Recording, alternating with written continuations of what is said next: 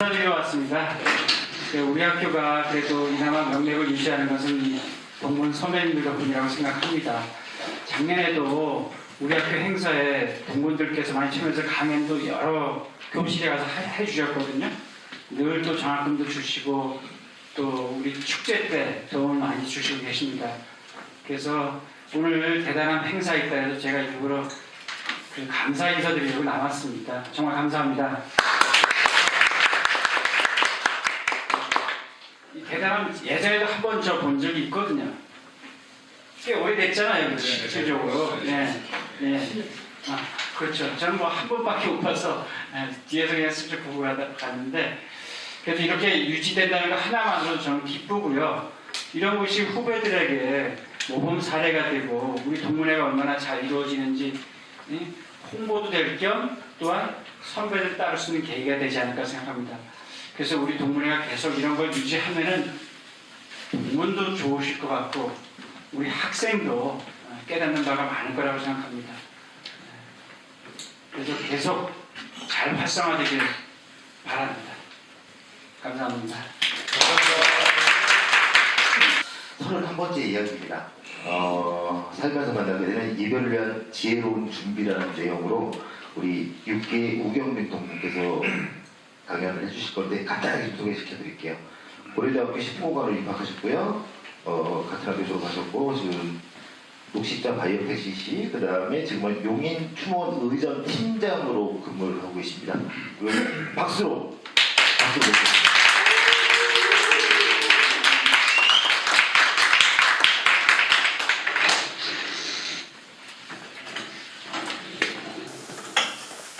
반갑습니다. 6기 우경빈입니다. 많이들 떨리시죠? 떨리죠?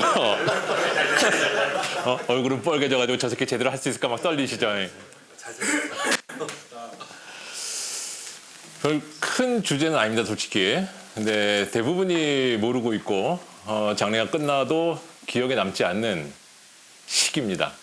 왜냐하면 우리가 엄마 아빠 없는 와중에 하는 첫 행사라고 볼 수 있어요.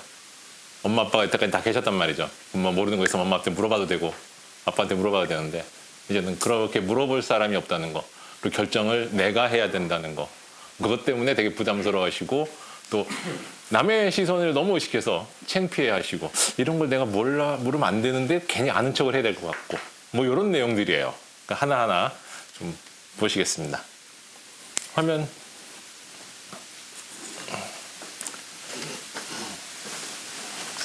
제가 일하고 있는 용인 추모원 전경입니다. 뭐 익히 아시는 분은 아시겠지만, 일단 규모가 이제 뭐 다른 데 비해서는 이제 거의 경계라 이제 건물 하나 되어 있습니다. 이게 참 말이 안 되는 소리 같지만 우리에게 아름다운 이별은 없습니다. 그 이유가 이별을 하는 주체가 우리가 아니기 때문에 그래요. 우리는 이별을 당하는 주체지. 우리 엄마 아빠가 이별을 하는 거죠. 그러니까 아름다운 이별이 되려면 돌아가실 양반들이 준비를 해야 되는 거예요. 그러니까 연애하다가 깐 놈은 아름다운 추억이 되지만 까인 놈은 이게 쓰라린 추억이 되는 거죠. 똑같은 거예요. 부모님이 우리 곁을 떠나는 거지 우리가 보내드리는 게 아니란 말이에요. 이 세상에 아름다운 이별은 없어요. 오늘 하고 싶은 얘기는 아름다운 이별은 없지만 우리가 준비를 해서 기억에 남게끔 장례식을 치르고자 하는데 의의가 있는 거예요. 장례식을 치르고 다 주위에 물어보면 글쎄 내가 뭘 했지? 이런 사람들이 19이에요. 아무것도 기억이 안 나요. 아무것도 기억이 안 나요.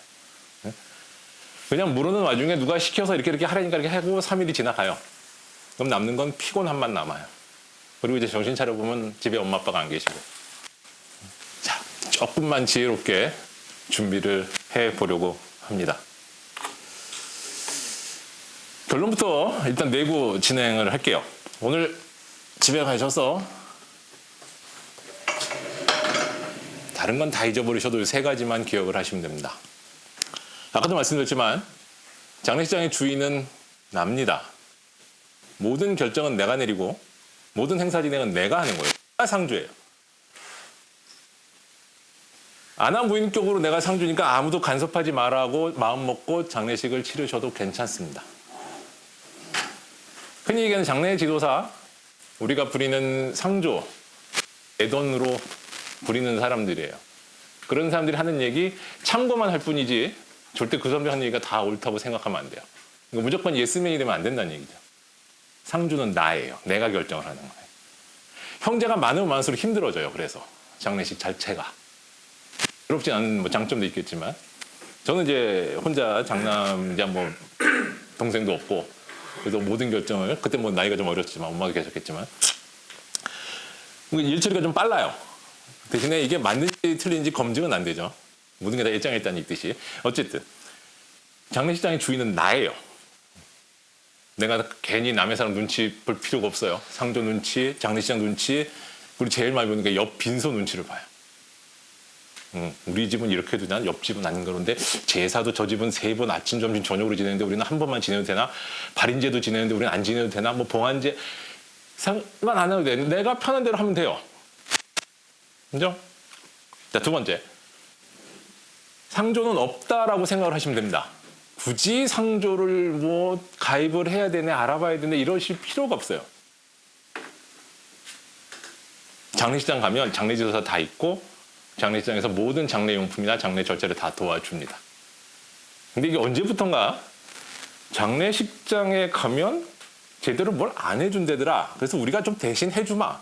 그리고 장례 비용도 조금씩 적금 형태로 한 2, 3만 원씩 부면 나중에 목돈이 안 들어간다. 이제 그렇게 시작을 해서 상조가 시작됐어요. 요새는 그냥 상조 가입하면 가전제품 줘요. 그걸 준다는 이유가 뭐겠어요? 손님들이 안 한다는 얘기죠. 응? 그러니까 상조가 필요 없다는 건 아니에요. 근데 굳이 상조를 찾을 필요는 없다. 응? 장례식장에서 다 해줘요. 깔끔하게 다 해줘요. 단지 차이가 있다면 화장장까지 장지까지 장례지도사가 안 쫓아가요. 장례식장을. 상조에서는 다 쫓아가죠. 왜냐면 돈을 더 주니까. 뒷돈도 주고 이것도 좀 해주고 다 해주니까. 어떻게든 끝까지 집에 갈 때까지 붙어서 뭐라도 좀 받아내려고 하죠. 뭐 서비스도 좋겠죠. 상조가 필요한 집안이 있어요. 무남 동료. 상주가 없는. 실제 우리나라의 남자가 아니면 상주가 안 돼요.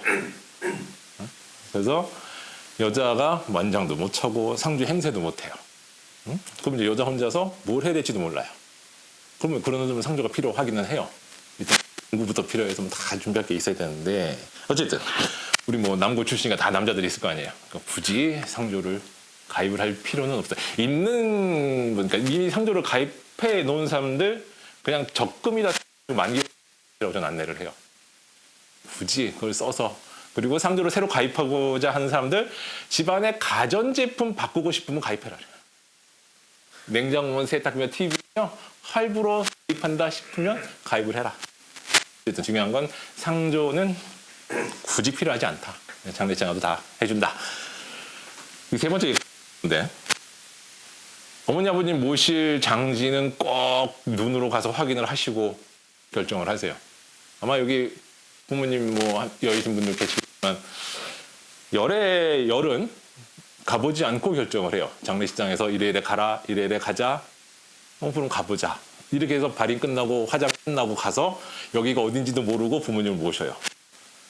그리고 이제 사무제 때 이제 가려고 마음 먹고 내비를 찍어보면 여기서 뭐 한 50km, 한 1시간 반 이렇게 나와요. 그리고 여기가 제대로 된 곳인지 좋은 곳인지 비교 절차도 없이 화장 끝나고 가서 모셔요. 행정구역도 모르고 모시는 분들이 꽤나 많아요. 우리 업체 마찬가지 의정부 노원구가 본 생활권인데 여기까지 내려와서 장지를 써요. 대부분이 상조나 이 장지 브로커들이 커미션 많이 주는 곳으로 안내를 합니다. 30%, 40% 정도 있으면 30% 주는 데는 소개조차 안 해요. 무조건 40% 정도를 쫓아다녀요.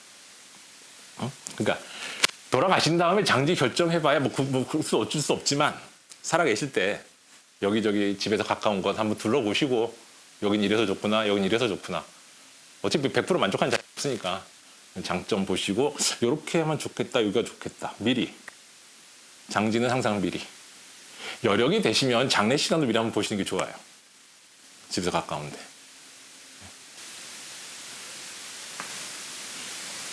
우리 태어나면 그리고 이제 산부인과 가서 이제 아기가 들어섰다고 얘기가 듣는 순간부터 육아용품을 준비를 해요. 그건 누가 시키지 않아도 다 해요. 산후조리원부터 뭐 애들 뭐 옷이면 뭐 싸그리 준비를 해요.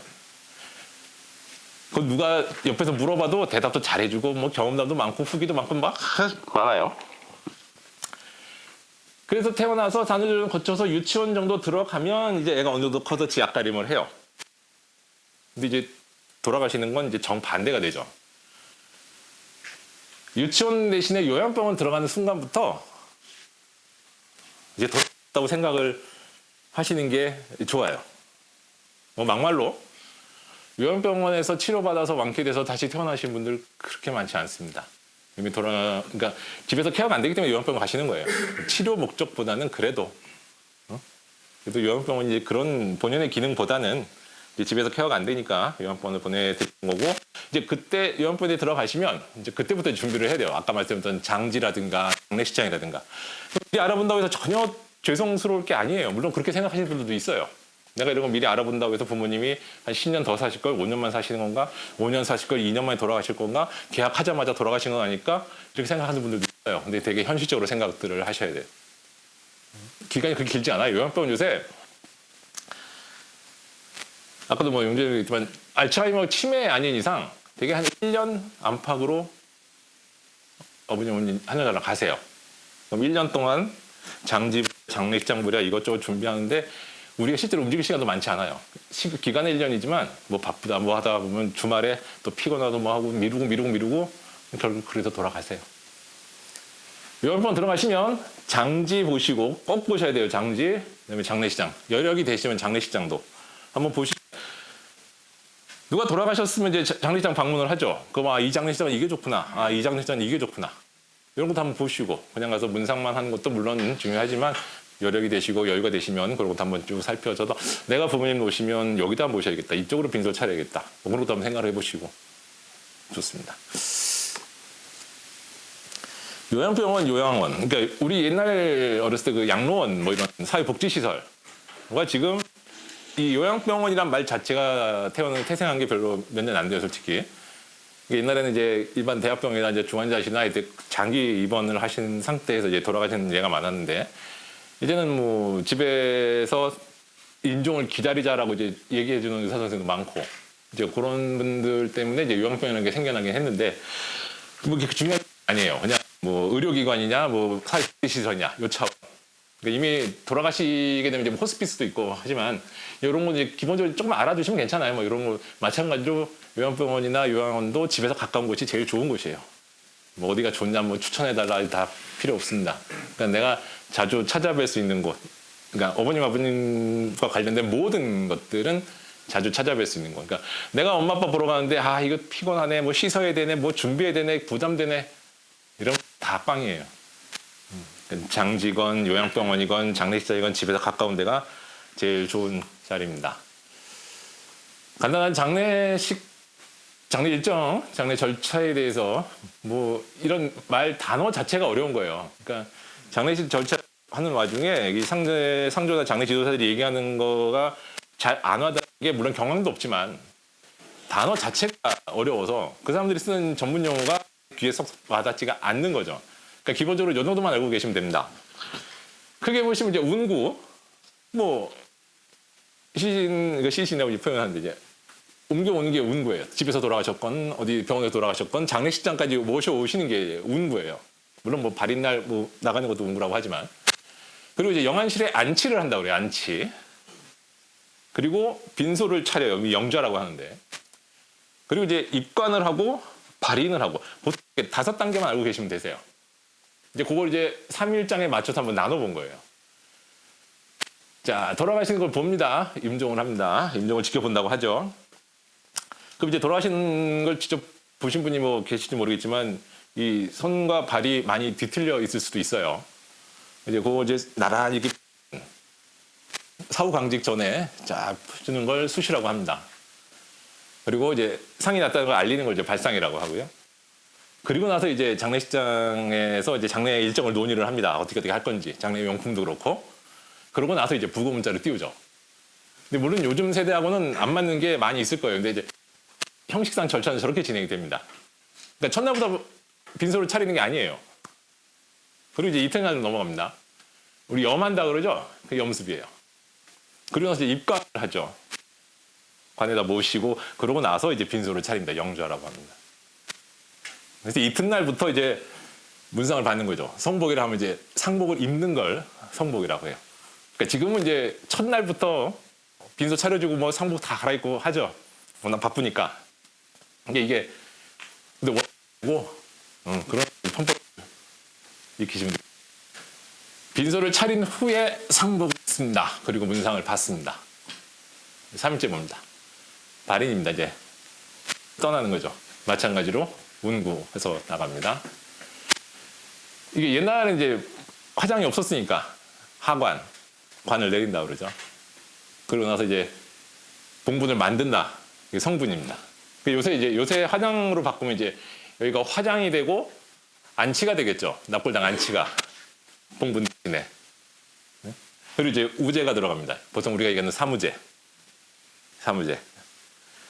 발인날 지내는 제사를 초우라고 하죠. 우리 이튿날 지내는 게 제우. 그리고 마지막 날 3일째 되는 날이 사무제. 사무입니다. 사무라고 하죠. 제사를 지내면 그게 사무제가 되는 거고. 사무제는 이제 옛날에 이제 봉분묘만 있었을 때 하관하고 성분한 다음에 3일째 되는 날 뭐 그 안에 뭐 비가 올 수도 있고 뭐 할 수도 있으니까 3일 후에 가서 제대로 성분이 됐는지 확인하는 절차가 사무제였어요. 이제 그때는 뭐 움막을 찍고 3년상을 할 때니까 집에 왔다가 그리고 다시 가서 이제 3년상을 치르죠. 그게 사무제라고 표현합니다. 요새 굳이 사무제 안 하셔도 돼요.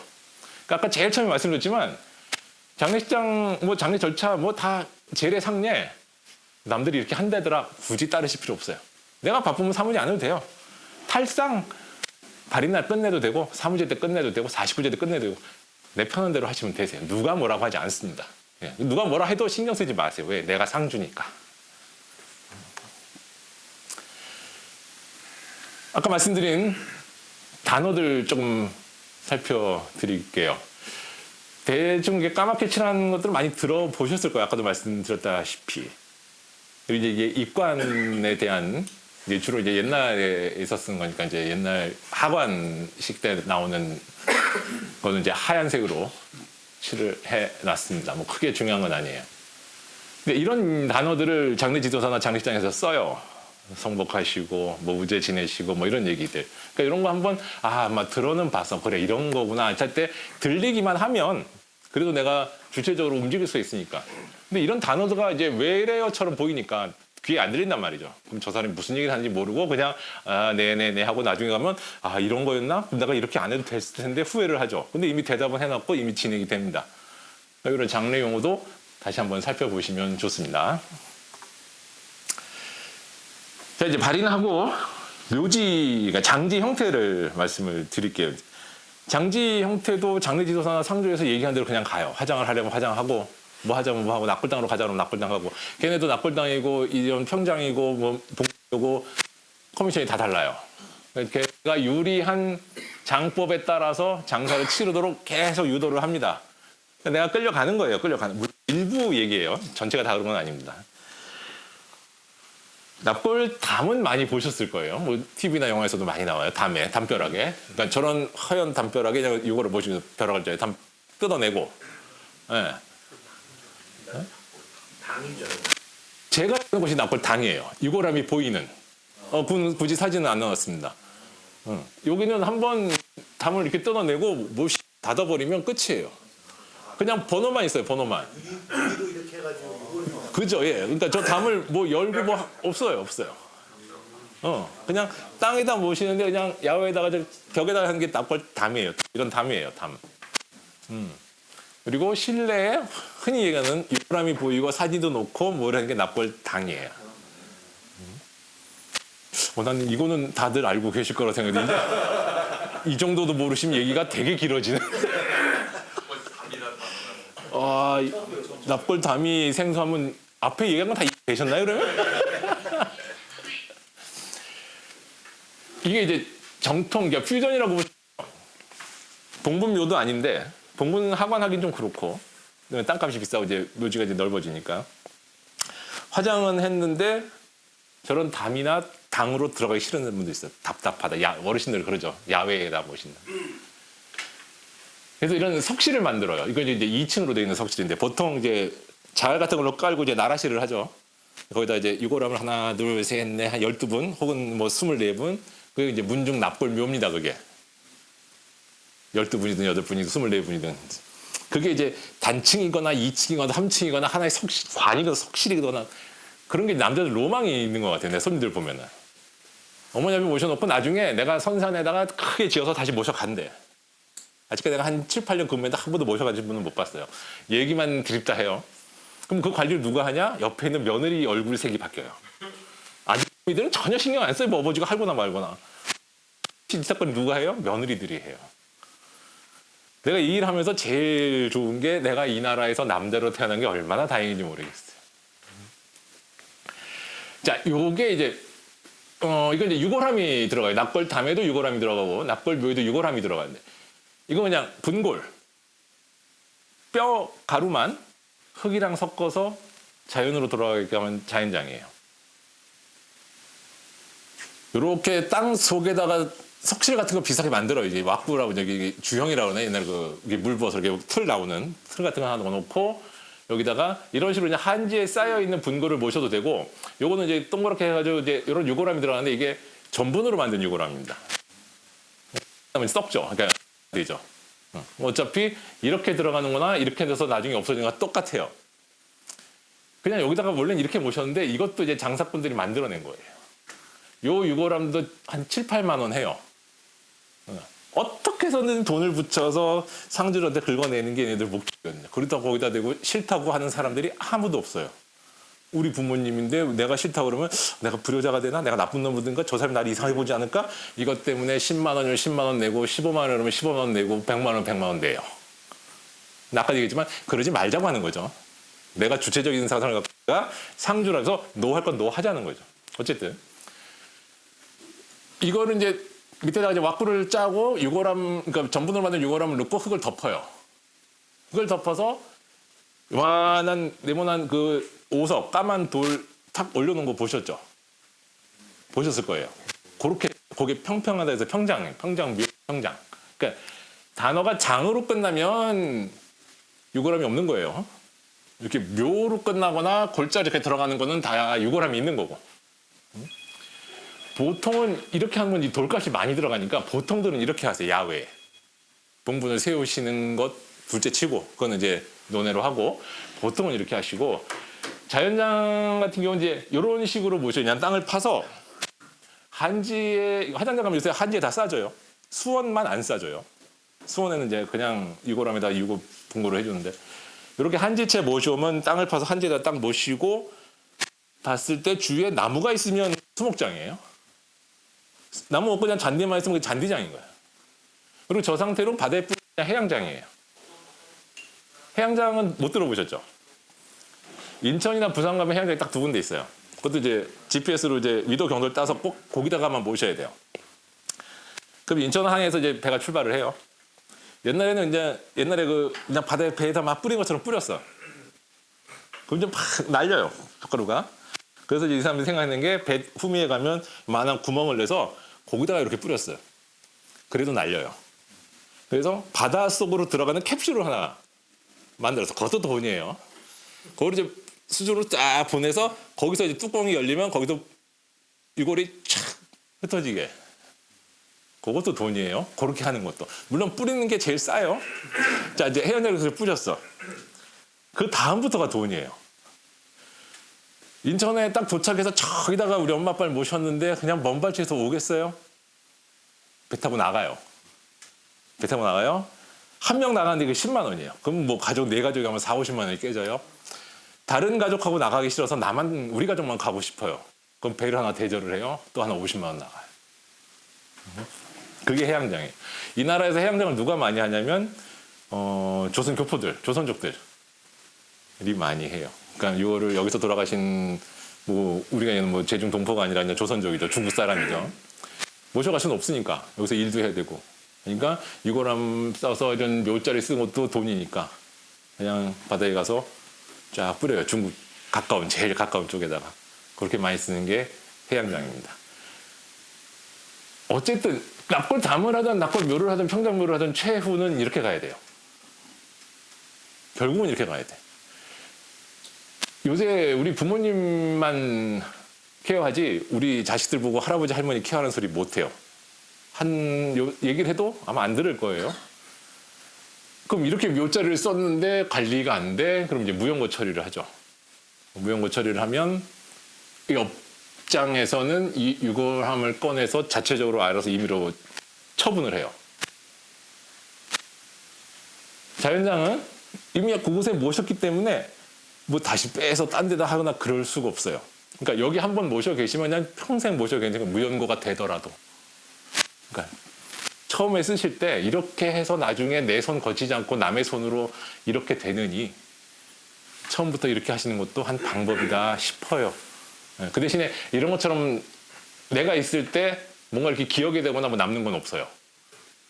이렇게 해놓으면 뭐 꽃이라도 놓고 뭐 액자라도 놓고 뭐 손자 손녀 이렇게 커가는 것도 사진도 교체해주고 뭐 이러는데 여기는 아무것도 없어요. 이제 그런 장단점이 있으니까 이런 묘지 형태, 장법에 대해서는 한번 고민들을 해보시고. 질문 하나 예. 있어요.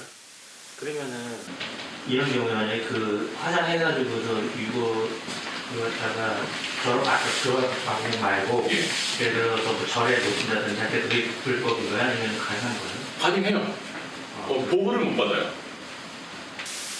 그러니까 왜 전세가 또 임대차 보호법이 있듯이 이것도 재단법인으로 등록이 된 허가 업체에 모셨을 경우에는 나중에 무슨 운영상 문제가 생기거나 뭐 자연재해가 있거나 나중에 다 경기도지사라든가 각 지자체별로 보상을 해주는데 종교단체는 그렇게 허가 등록을 받은 게 아니라 자기네들이 그냥 수익 사업을 하는 거기 때문에.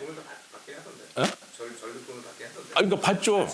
근데 싹싹 없애버릴 수도 있고 걔네가 마음대로 처분할 수 있는 거니까 어떤 법적인 관리는 못 받는 거예요. 불법은 아니다. 불법은 아니에요. 네. 그러니까 납골당도 재단법인으로 등록된 데가 있고 주식회사로 등록된 데가 있어요. 주식회사는 일반 회사랑 똑같아요. 그냥 뭐 사장이 뭐 영업사원으로 부도 내고 처리되고 싹 없애고 다시 간판 바꾸고 그렇게 해서 관리가 되면 자기가 취임한 이전의 유골에 대해서는 관리할 의무가 없는 거죠. 그런 맥락이 있어요. 그러니까 재단법인으로 등록된 곳 확인하시고 물론 돈적인 문제가 아니라 사후 관리가 조금 빈약하니까. 그러니까 종교에 너무 심취하신 분들 무조건 종교단체 가시는 분이죠. 교회에도 납골당이 있고 천주교도 공원묘지가 있고 뭐 사찰에도 납골당이 많아요. 근데 가신다고 내가 가지 말라 이렇게는 말씀을 못 드리는데 이제 그런 차이가 있다는 거. 그러니까 이거죠. 화장을 하고 네. 이렇게 모신단 말이에요. 근데 모시는 장소는 모시는 제재가 없다는 말이죠. 집에 상관없어요. 얼핏 생각하기에는 함부로 모시면 안 될 것 같은데 아니에요. 그런 거 전혀 없단 말이죠. 동네 뒷산에서 묻어도 돼요. 근데 집에 모실 예, 되고요. 남의 땅인데? 어? 남의 땅이잖아. 상관없어요. 그래도 뿌리는 거라. 아니 그냥 땅팍 묘지를 어디 써야 된다는 그런 법적인 기준은 없어. 근데 그렇게 안 하잖아. 근데 해도 괜찮아. 그러니까 옛날에 그냥 관내고 뒷동산 올라와서 묘지 쓰는 사람들 얼마나 많아요. 그거는 옛날에 그거 그래 지금도 그래요. 집주인, 그러니까 그 산 주인이 아니야. 그러니까 못하게 하겠죠. 그러니까 원래는 몰래 올라갔어. 맞아요. 몰래 하는 몰래 거예요. 올라갔어. 그러니까 지금도 마찬가지. 그게 아니라 국묘기 직권이라 그래서 어. 그냥 아무 땅에다가 무덤을 쓴단 말이에요. 그걸 사람들이 못 푼다. 그건 못 파요. 못 파는 것 뿐이지. 응. 그거에 쓰는 대해서 임대료나 손해배상은 다 민사 책임을 져야 되고. 근데 몰래 가서 하는 거는 뭐 이미 몇이면. 그러니까 국묘기 직권은 그런 거라 함부로 못 파갈 뿐이지. 네. 땅 주인이라고 해서 이거 처분을 못할 못해요. 뿐이지. 돈은 다 치러야 돼요. 민형사 책임은. 들어갈 때요? 아니. 그 알게 되면은 응. 그 쓴 임대료나 이런 것들은 응. 다 치러야 돼요. 민형사 책임. 그래요? 그러니까 그 무덤만 못 얻었을 뿐이야. 땅 주인. 근데 임대료나 이건 다 내야 돼. 민사 책임은 다 나와요.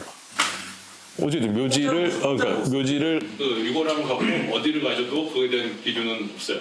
그러니까 아무데나 묻어버려도 그걸 갖다 함부로 처리되면 이제 돈은 내야 돼.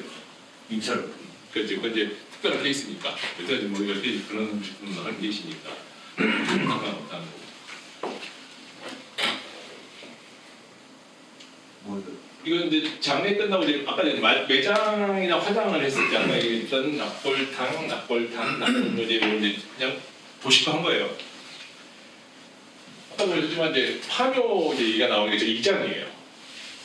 이제 봉부묘를 써요. 어르신들은 이제 야외에 있는 봉부묘를 무조건 선호하니까 화장에서 갇혀 있는 거 닭장 같다, 신발장 같다 싫다고 하시는 분들 많으니까. 근데 이제 선산에다 이제 봉부묘를 이렇게 쓰면 우리들 가는 것도 힘들고 사실 관리도 안 되고 언제까지 관리할 거예요. 그래서 여기저기 흩어지게 계신 분들 이제 모아요. 장손이면 뭐 이제 종손이면 다 모으는데 이제 우리 아버지, 우리 부모님만 이렇게 모셔오는 경우도 있어요. 선산에. 요새 이제 화장이 주 대세니까 화장을 해서 납골당이나 납골담이나 이렇게 유골함 상태로 모셔 있는 걸 옮겨가는 걸 이관이라고 해요.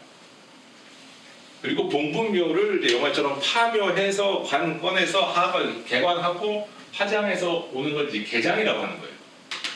그러니까 개장 전 단위가 이제 파묘를 하는 거죠. 개장이라는 얘기 이제 꺼내서 화장을 하고 개장을 할 때 필요한 서류들이 있는 거예요. 개장 신고를 반드시 해야 돼요. 그 개장 신고 없이 개장을 하게 되면 이게 도굴이 되고 문제가 되는 거고 개장 신고를 그 묘지 관할 지자체 가서 노인복지과 가면 개장 신고를 해요.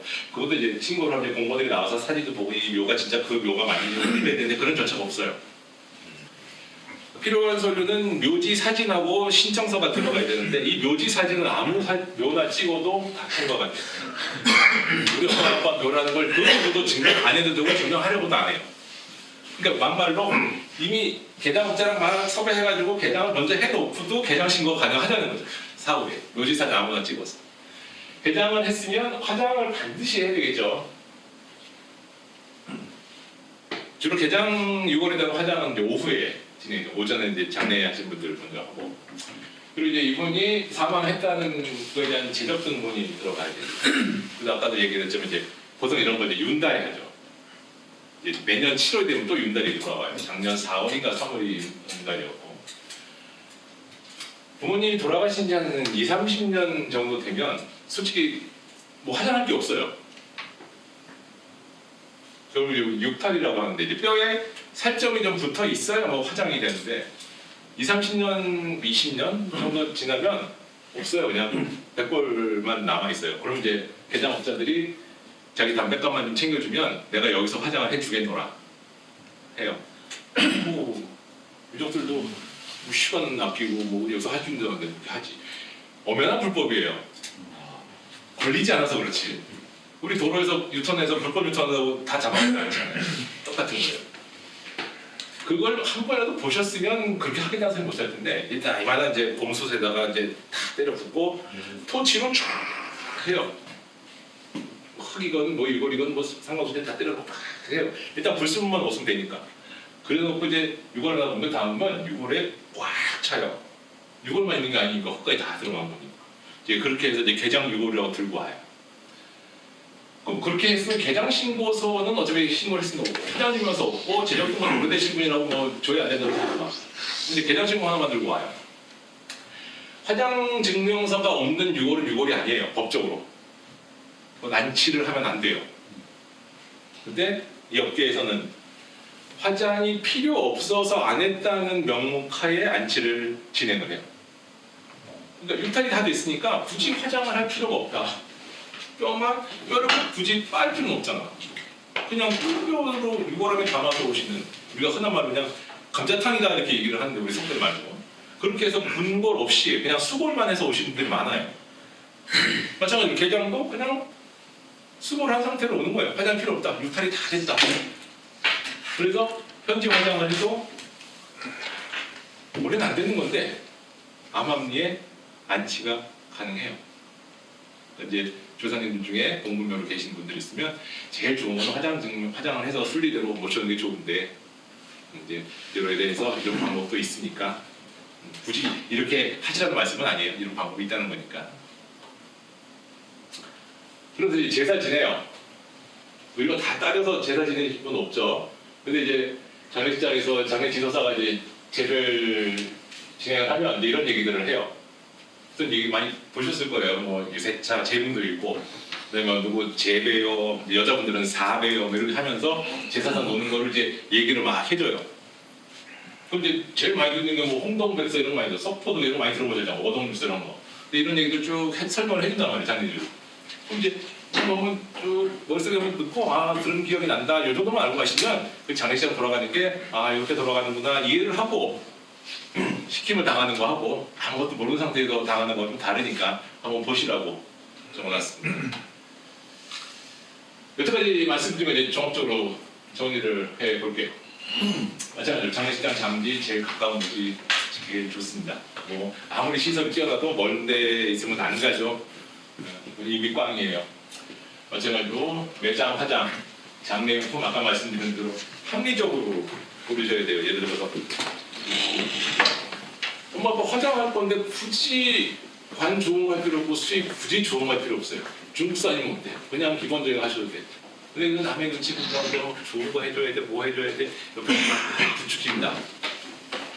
그럼 이제 유골함이 보통은 화장 나가면 12만 원, 15만 원 하는데 거기다 이제 진공 처리 들어간다, 뭐 들어간다, 단일 진공이다, 이중 진공이다, 삼중 진공이다, 지속 충전한다 해서 한 500까지 뜁니다. 거기다 대고 아니 안 할래? 이렇게 말씀하실 분 아무도 안 계실 거예요. 해줘요. 진공, 그 진공 해줘. 기능적인 면으로 아무 차이 없습니다. 진공을 하거나 말거나, 밀봉을 하거나 말거나, 벌레 나온다고 뭐 겁을 줄 거예요. 안 나와요. 절대 안 나와요. 이 유골함보다 이 유골함이 이뻐. 근데 비싸. 그러면 해도 괜찮아요. 근데 이게 이거보다 좋다? 그러더라? 이거 해야 된다? 하지 마세요. 유골함 보면 이제 원통, 정말 전형적인 원통 유골함이 있고 이렇게 곡선이 있는 유골함이 있을 거예요. 근데 이게 이뻐. 수도 좀 돼 있고 자개도 들어가 있고 이뻐서 비싼 거 하면 내가 말릴 필요가 없는데 이게 이거보다 좋다는 말은 다 뻥이에요. 그냥 싸서 이거 하라는 말씀이 아니고 그냥 기능적으로 차이가 없으니까 그냥 이거 하셔도 괜찮다는 거예요. 진공 필요 없습니다. 단일 진공 괜찮, 이중 진공 아무 문제 없어요. 아무 문제 없어요. 그냥 뚜껑만 있으면 돼요. 이거랑 그렇고요. 관도 마찬가지예요.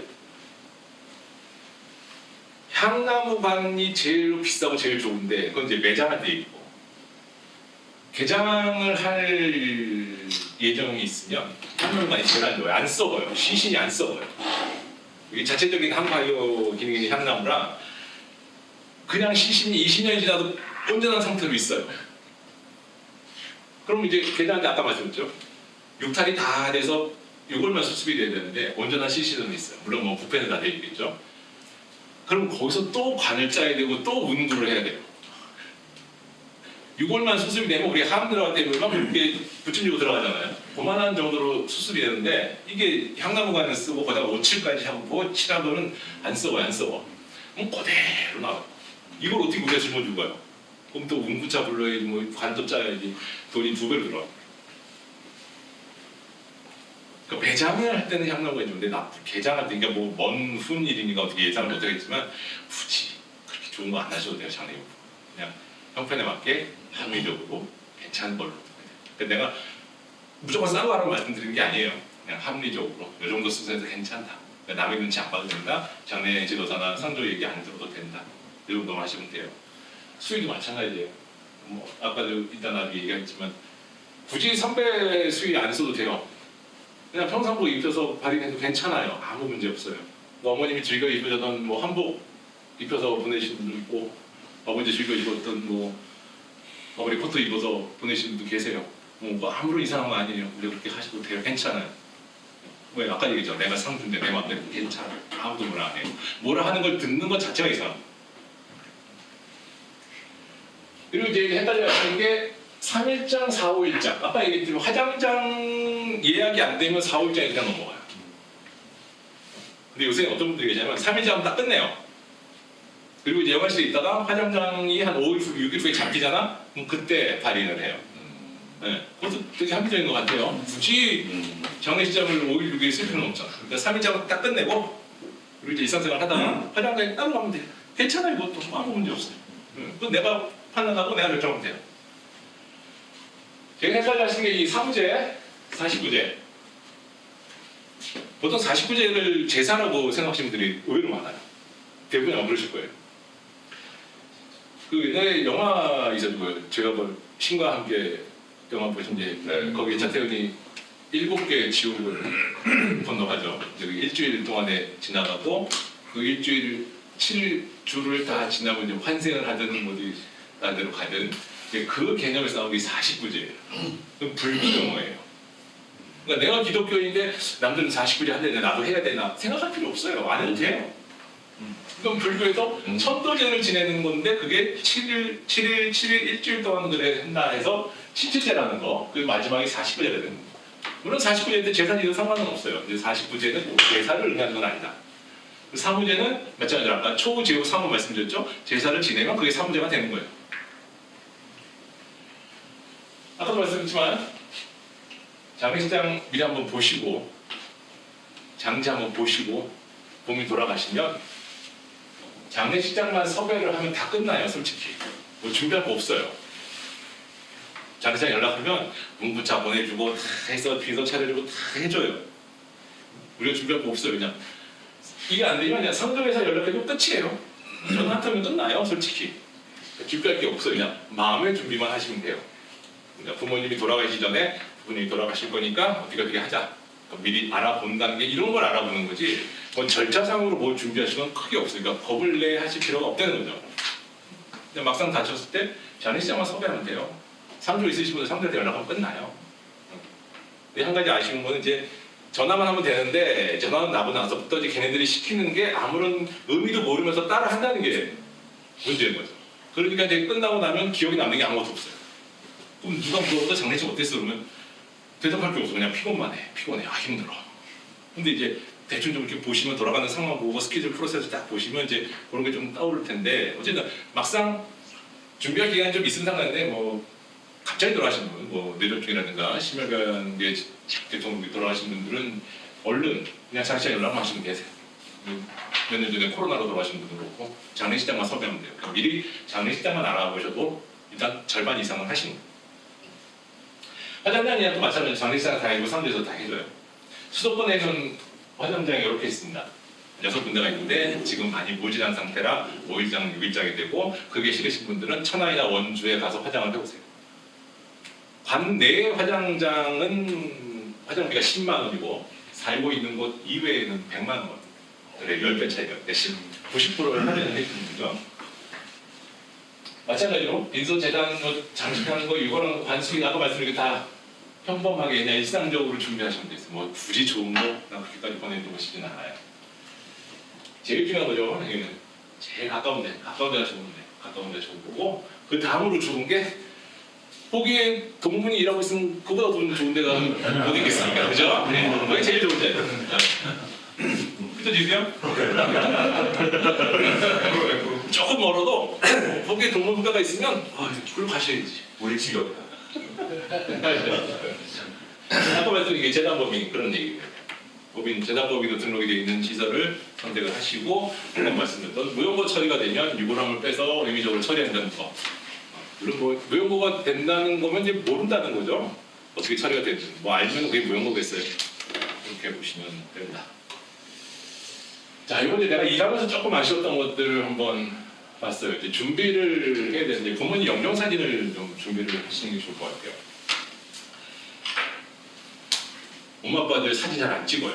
놀러 가도 사진 안 찍고 표정 되게 굵어요. 그리고 뭐 이쁜 사진 뭐 아니면 그냥 명함 예전에 뭐 명함판 사진에 얼굴만 떼서 여기에 뭐 한복이나 양복 입혀서 얼굴만 이렇게 짜집기해서 영정 사진 하시는 분들이 의외로 많아요.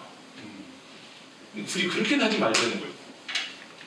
그러니까 어디 같이 놀러 가시건 어디 여행을 가시건 그냥 일상적인 모습을 사진을 몇 번 찍으세요. 그냥 영정 사진이라고 하지 마시고 그 정도 준비는 하실 수 있잖아요. 그 다음에 저 부고 연락처는 내 주변 사람 말고 어머니 아버지 주변 사람 있을 거 아니에요. 내가 모르는 그런 걸 미리 준비를 하셔야 돼요. 막상 어머니 돌아가셨는데 보면 다 내 친구들이야. 엄마 친구들 있고 아빠 친구들 있을 텐데 그분들한테 연락을 할 수 있는 방법도 한번 찾아보세요. 그분들한테 연락을 해줘야 돼요. 근데 그런 연락들을 할 생각들은 많이들 안 하세요.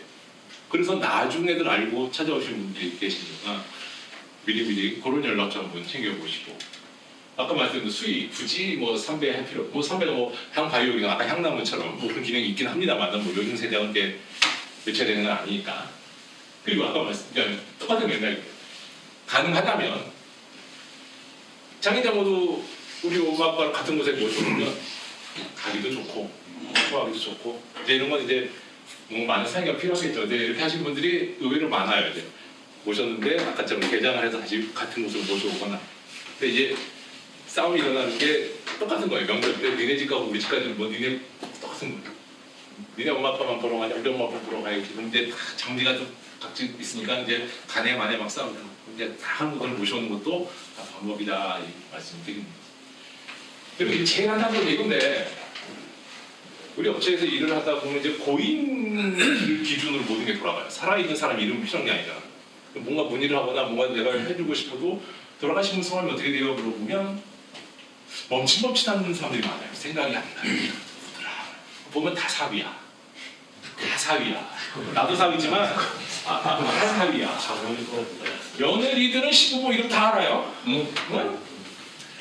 이 나라 남자들이 굉장히 어제 시부모든 장인 장모든 합자 정도는 알고 있어야 돼요. 물론 뭐 갑자기 내가 물어봐서 생각이 안 났을 거지만 그 정도는 해줄 수 있고, 그리고 우리 애들한테도 할아버지 할머니 함자는 알려줘야 돼요. 맨날 뭐 왕할머니, 큰할머니, 무슨 뭐 장안노 할머니, 무슨 할머니, 그죠? 분당 할머니, 뭐 나 돈 주는 할머니 이렇게 뭐. 우리 애들한테도 할아버지 할머니, 물론 이제 할아버지 할머니 돌아가셨어도 이렇게 해서 이렇게 이름을 좀 알려준자. 와서 이름을 모르면 우리가 뭘 해줄 수가 없어. 뭐 해달라고 하는데 누구? 우리 아빠, 뭐 우리 장모님 이렇게 내가 니네한테 어떻게 알아? 돌아가신 지 24시간이 지나야만 화장을 할 수가 있어요. 그 안에 깨어나실 수도 있으니까. 네. 그러니까 아무리 장례가 빨리 끝나도 1박 2일은 해야 돼요. 빈소는. 그러니까 이틀장을 해도 상관은 없어요. 굳이 3일장 할 필요는 없고. 근데 이제 우리는 이제 뿌린 걸 걷어야 되기 때문에 3일장을 하는 거죠. 이제 24시간만 지나면 화장해서 바로 처리해잖아요. 그래서 이제 시립 봉안당에 있어요. 그러니까 화장장 있는 곳은 다 봉안당이나 뭐 자연장이 있다고 보시면 돼요. 이제 시에서 운영하는 거니까 그런 가격도 많이 싸고 저렴하고 시설도 관리 잘 돼 있고 깨끗하고 좋아요. 근데 좀 획일적이고 좀 뭐 이런 디자인 같은 게 조금 뭐라 그래, 지루하다 그러나 어쨌든 캐비넷 같은 그런 느낌이 많이 들어요. 사설 납부하고 제일 큰 차이점이 자리를 선택을 못해요. 그냥 오시는 순서대로 들어와요. 근데 가격은 똑같아요. 높낮이 상관없이. 그래서 운빨이 좋으면 뭐 중간 높이, 눈 높이 로얄단에 들어가는 거고, 재수가 안 좋으면 이제 제일 하단이나 제일 상단에 걸리는 거죠. 그건 미리 선정을 못하니까. 그래서 화장 끝나고 가보면 요즘은 어디 들어가나 보면 이제 5단 정도, 4단 눈 높이 정도 들어가면 거기 모시고, 자리가 안 좋으면 이제 거기서 다시 장례를 찾죠. 이제 그래서 이제 우리 쪽으로 오시는 분 이제 돌발이라고 하죠. 갑자기 이제 버스 돌려서 오거나 그렇게 되고. 제가 말씀드린 거는 이제 이 삼성병원 아산병원 장례식장 홈페이지 들어가면은 제법 자세하게 되어 있습니다. 다른 장례식장에 비해서. 하나만. 예. 우리 질문인데 마지막에 같이 꼭 그렇죠. 근데 이제 너무 내로 얘기할 건데 이제 우리나라 자살률이 그러니까 몸으로 와 닿는 것보다 무지하게 많아요. 정말 많아요. 그러니까 뭐 뉴스에서 OECD 최고다고 뭐 그런가 보다 하는데 뭐 말도 못해요. 가장 뭐 산후 우울증 뭐 이것도 다양해요. 제일 안타까운 거는 이 죽음이 뭔지도 모르는 이 중고등학생, 고등학생도 괜찮아. 국민학교 5, 6학년 중학생들이 뛰어내려요. 그냥 뛰어내려요. 그래. 뭐 죽는 방법을 모르니까 뛰어내린다 쳐. 중학생 애들이 지네들이 뭘 안다고 교복 넥타이에 목을 매요. 좀 어이가 없다고 해야 되나? 뭐 어떻게 표현해야 될지 모르겠어요. 그런 생각을 한다는 것 자체가 이 형님들 느끼시기엔 걔가 오죽하면 그랬을까? 저도 처음엔 그랬어요. 근데 이게 일을 하면 할수록 어른이건 뭐 50대건 60대건 10대건 뭐 애들 자살이라는 것 자체는 이건 정말 그건 죄악 중에 가장 큰 죄악인 것 같아요. 정말 무책임하고 뭐 오죽했으면 그랬을까 이런 걸로 포장을 하면 안 되는 거더라고 보니까. 그렇게 해서 생을 마감하는데 나머지 있는 사람들 우리가 보잖아. 매일 오시잖아. 와서 어떻게 돌아가시는 건지 보잖아. 그거를 알면 이렇게 못해요. 그 우리 뭐 애들도 있지만 뭐 가족들이 있지만 근데 이런 거에 대해서 좀 관심을 좀 가져줘야 돼. 솔직히 나도 잘 안 되는데 애들이 이게 뭐 자살을 내일 해야지 모레 해야지 일주일 때 자살해 이러지 않잖아. 그냥 충동적으로 우발적으로 그냥 하는 거예요. 그러니까 평소에 그런 조짐이 분명히 있을 거예요. 있을 거예요. 나도 잘 모르는데 우리 애들에 대해서. 그 형님들도 그렇고 우리 후배님들도 그렇고 자식들에 대해서 한번 생각을 해보고 다 커서 자살하는 건 몰라봐요. 근데 애들이 왜 무슨 고민을 하는지 그런 걸 한번 좀 들여다 봐야 되지 않나. 이건 부모가 좀 무책임하지 않을까. 물론 자살하는 사람 자체가 제일 먼저 큰 죄가 있긴 하지만 부모 입장에서 또 한번 좀 봐주시는 게 그리고 이게 사회적으로 얼마만한 파급 효과가 있는지 남아있는 사람한테 질문을 하나 드릴게요. 송파 세모녀 사건과 증평 모녀 사건 혹시 기억나실지 모르겠어요. 기억나시나요? 두 가지 사건에 공통점이 있고요. 또 결정적인 차이점이 있는데 그것이 뭔지 한번 맞춰봐 주시면 좋겠습니다. 서울 송파의 반 지하방에서 지난 6일 충북 증평군의 한 민간임대 아파트에서 송파 모녀 사건에서는 박모 씨와 두 딸이 돌아가셨고요.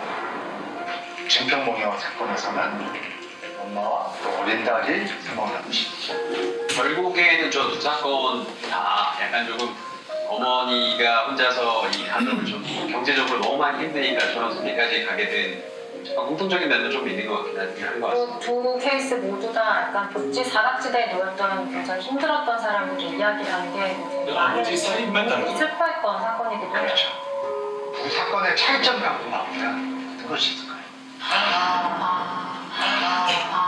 바로 남편이 암으로 사망한 송파 세모녀 사건과 남편이 자살로 사망해서 가족들이 자살을 경험한 사건의 차이가 가장 큰 차이 중에 하나가 느껴졌습니다. 바로 자살 생존자이기 때문입니다. 함께 자살을 시도했다 살아난 사람이라는 뜻인가요? 자살 생존자요? 네. 좋은 질문을 해주셨는데요. 이 자살 생존자라는 이야기를 들어보면 왠지 자살 시도를 했다가 살아남은 사람이라는 뜻처럼 들릴 수 있는데 주위로부터 자살자가 있을 때 그로 인해서 그 자살에 의해서 영향받은 사람들을 자살 생존자라고 부릅니다. 자살 유가족은 가족 내에 자살을 경험한 친밀한 가족 안에서 경험하신 분들이고 자살 생존자는 좀 더 광의의 개념으로 가족, 또 친구, 친척, 지인, 동료, 또 사회적인 관계 안에서 자살에 노출된 분들을 설명하는 단어입니다. 연구에 따르면요, 한 명 자살자가 생기면 평균 약 5에서 6명 정도 가족에게 영향을 미치고 또 친척, 또 친구, 동료까지 포함해서 약 20명 정도의 사람에게 영향을 미친다라고 연구에서 알려져 있습니다. 여러분께 질문 하나 드릴게요. 여러분들은 내가 자살 생존자다라고 생각하시는 분이 계신가요? 얼마 전에 돌아가신 정치인이 돌아가셨을 때 살아계실 때 한번 직접 인터뷰를 했던 사람이다 보니까 비보를 들으니까 느낌이 또 너무 다르더라고요. 어떤 느낌이신가요? 소름이 끼치고 제가 마치 되게 잘 아는 분이 돌아가신 것처럼 거기에 많이 몰입되어 있는 것 같아요. 감정적으로 그 사람의 심정을 자꾸 이해하려고 노력하는 그런 시도를 제가 저도 모르게 하고 있더라고요. 우리 모두가 정도의 차이가 있을지 사실 우리 모두가 자살 생존자입니다. 안에서는 없어요. 저도 자살 생존자. 저도. 나는 자살하신 분들의 유가족을 매일매일 봐요.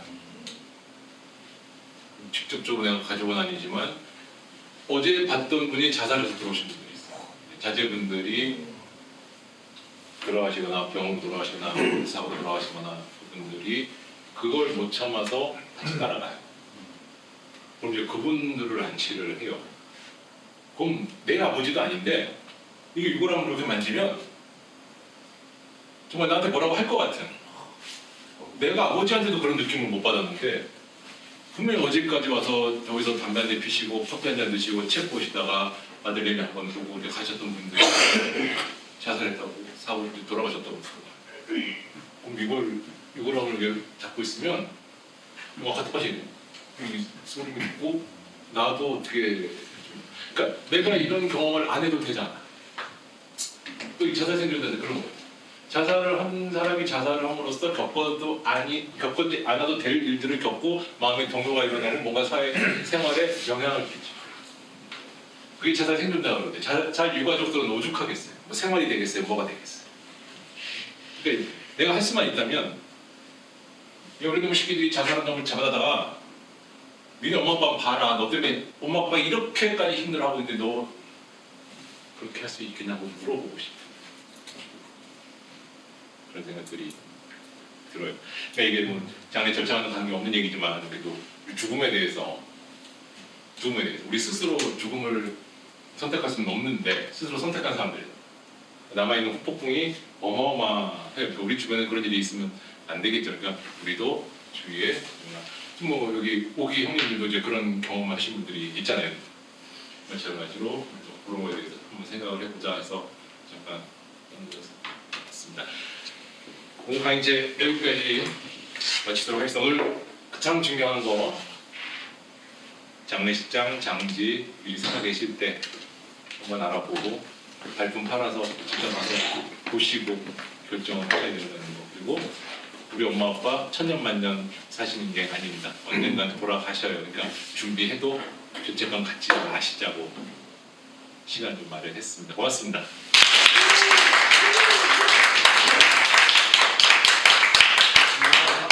질문하시려고 질문 있으신 분.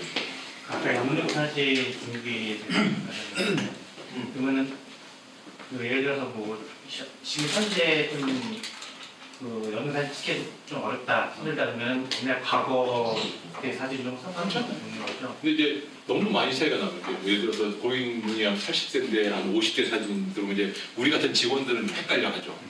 다시 한번 확인하죠. 연령대가 맞는지. 근데 상관은 없어요. 저희 아버지도 40대 영정사진은 제가 좀 잠깐 생각했는 게 제가 이제 스튜디오를 하면서 가족사진 찍다 보니까 영정사진하고 많이 접하게 되는데 일단 처음 지금은 영정사진 안 하고 장수사진이라고 해요.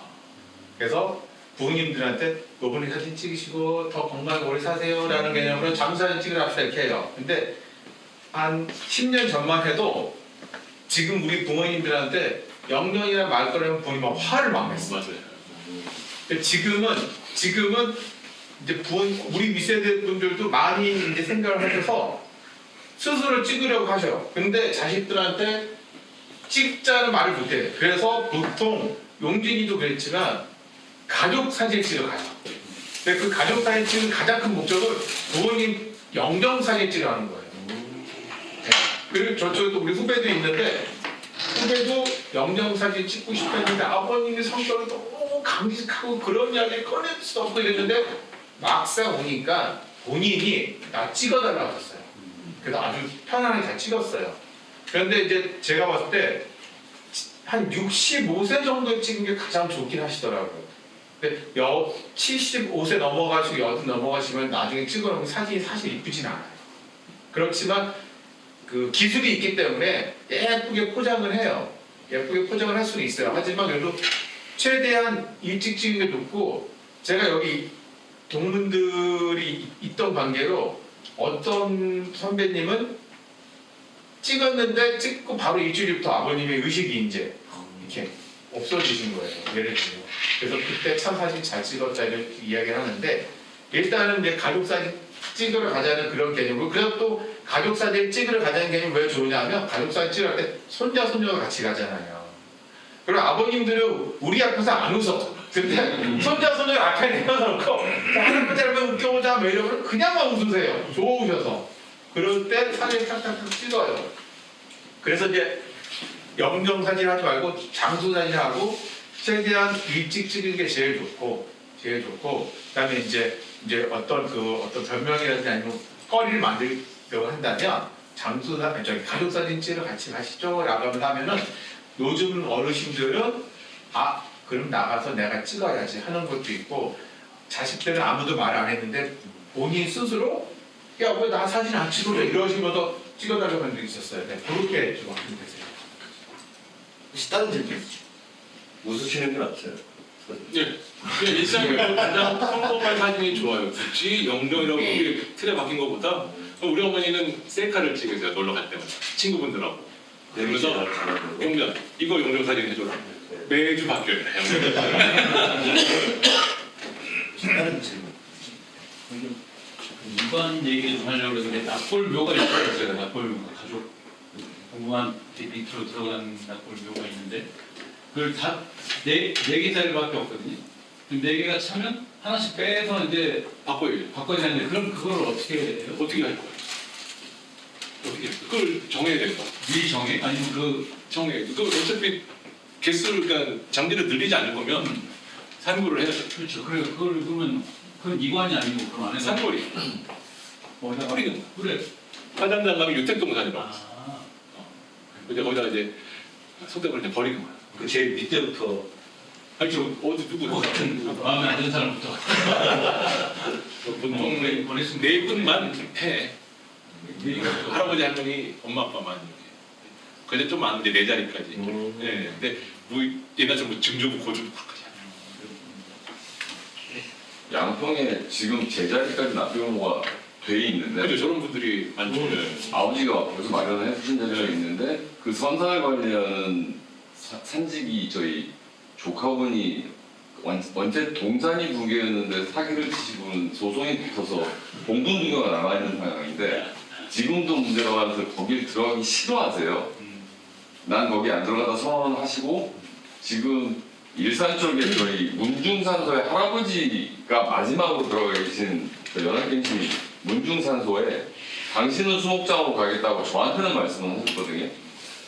문중에 말은 해야 되겠지만 그게 가능한 이야기인지가 당신의 주장이에요 지금.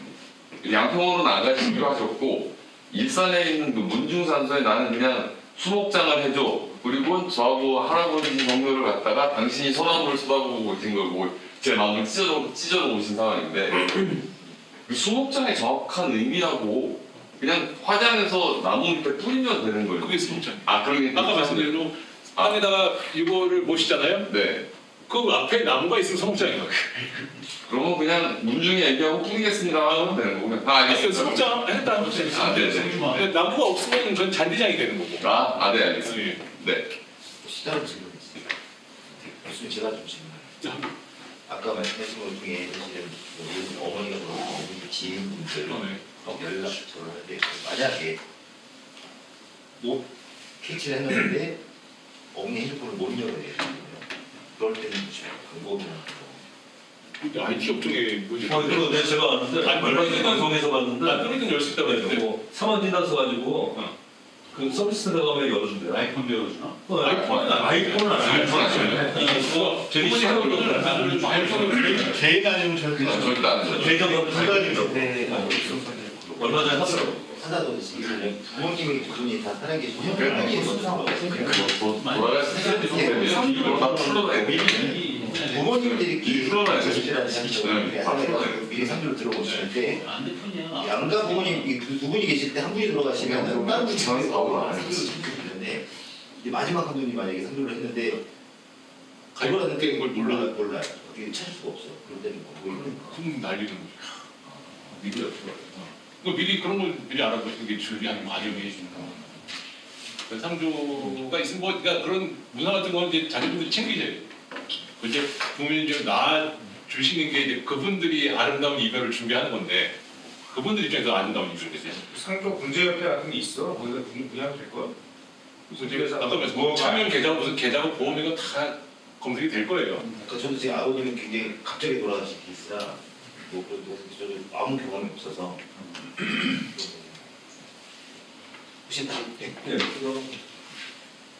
보통 이제 부모님도 연애선인 준비하시는 분도 있잖아요. 그래서 여쭤봐야겠다는 생각이 들고 저 하나 여쭤보고 싶은데 보통 화장장을 못 찾아서 늦어지는 경우 있잖아요. 근데 보통 이제 3일째 되나 오전에 장난을 하잖아요. 보통 이제 화장장을 못 찾아서 아까 뭐 영화실 보고 계속 오셨는데 그런 경우에는 그 장례식장을 보통 언제 받아가요? 3일째. 그 호텔이랑 똑같아요. 아, 체크아웃 시간 12시. 원장들 보내고. 그리고 추가 시간? 또 추가 시간 연장이 되면 하루치. 아, 그 12시간. 오늘은 시간별로 하는 거예요. 이러면 아주 뭐 3시간 단위 뭐 있던 그게 6시간이 넘어 일정 기준이 넘어가면 하루치 받아요. 그래서 맨날 아침에 떠나는구나. 아니 그러면 화장장이다. 가장 시간. 거기에 맞춰. 예. 화장 시간이 정해져요? 발인 시간이 정해져요? 예. 요즘 그 매장은 발인 시간 정하고 가서 묻으면 되잖아. 근데 지금 화장에 따라서 발인 시간이 달라져요. 그리고 이제 아까 전에 이제 장례기간이 길어지면 이제 화장장이 늦어지고 중간에 끊고 다시 화장을 가는 경우도 있고 화장장을 못 잡다 보니까 화장 시간을 좀 만들어요 뒤에다가. 옛날에 코로나 뭐 8시, 9시까지 화장을 했잖아요. 뭐 알바도 뽑아서 이런 거. 요새도 이제 그것까지는 아니지만 그렇게 돼요. 그럼 이제 5시 화장이 지금 일반적으로 가장 늦은 시간인데 6시, 7시 화장이 있어요. 문제가 뭐냐면 우리 같은 납골당이 5시 퇴근을 해요. 그럼 5시에 화장을 하면 모실 데가 없는 거야. 집에다 모시자니 이게 또 찜찜한 거야. 그렇다고 이게 또 안 모시자니 그러고 차이가 두자니 그렇고. 그래서 뭐가 생겼냐면 화장장에 락카가 생겼어요. 락카, 지하철 락카처럼 거기다가 좀 모셔놓고 잠시 있으면 다시 꺼내서 모셔. 근데 화장장 그렇게 늦게 끝나도 동문 후배가 납골장에 있으니까 난 10시까지 기다린다. 웃지도 않고요. 자, 그 진영이가 질문한 것처럼 그런 경우에 이제 화장을 해서 이렇게 수목장을 꾸미는 거는 안 남잖아요. 안 남져서 사실은 뭐라고 할 수가 없는데 아까 내가 얘기했던 것처럼 그 묘를 쓰고 뼈가 남잖아요.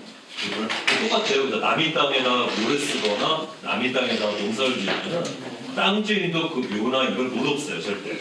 대신 쓴 사람은 지대를 내야 돼. 소급돼서. 그 개념이고 아까 그 화장에서 뿌리거나 이거는 그 뒷선에다 해도 되고 사실은 누가 뭐라고 하는 거 아니니까 그건 특별히 신경 뿌리는 거는 실정법 위반이긴 한데 한글도 지정된 장소에서 지정된 사람이 해야 돼요. 아까 그 한지에 싸서 묻는 것도 결국에는 다 없어져요. 그 뼈가 안 남으니까 또 그 반려동도 안 남는 거야. 정신적인 걸쳐한 것 중에 근데 아파트들한테 이제 그게 그게 일부 얘기고 그게 일상화된 건 아니니까. 오늘 잘왔네. 네, 이제 여기서 마무리를 하도록 하겠습니다. 우리 박수 한번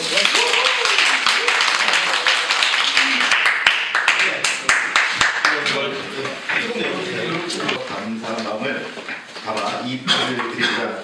2024년 4월 12일 단대로 총기회의도 고맙습니다.